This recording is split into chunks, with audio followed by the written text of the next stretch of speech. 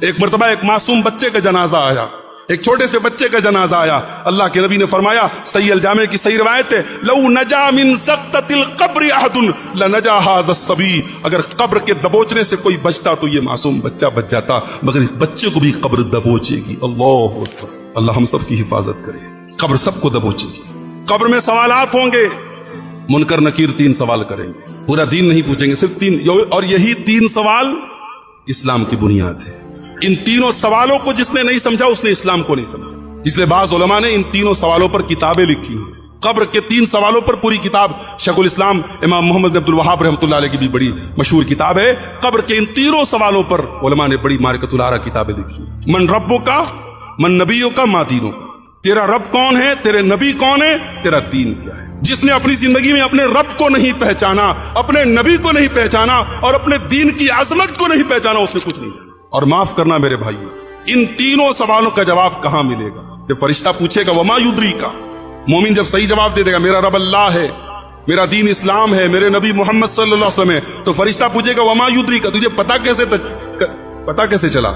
تو بندہ کہے گا، مومن کہے گا قرأت کتاب اللہ، میں نے اللہ کی کتاب کو پڑھا تھا، میں نے اللہ کے دین کو پڑھا تھا۔ میرے بھائیو، آپ سائنس کا علم حاصل کریں، ہم منع نہیں کرتے، ترغیب دیتے ہیں۔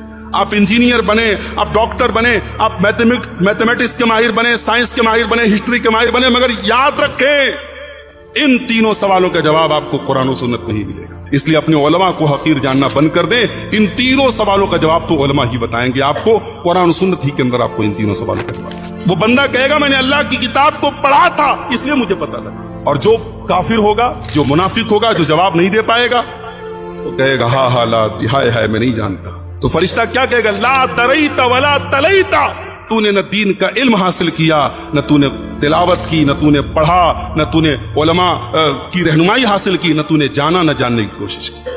تو میرے بھائیوں، قبر کے عذاب سے ہم سب کو بچنا چاہیے، قبر کے عذاب کے بارے میں ہمیں سوچنا چاہیے، مگر ہائے افسوس آج ہمارے دل کتنے سخت ہو گئے۔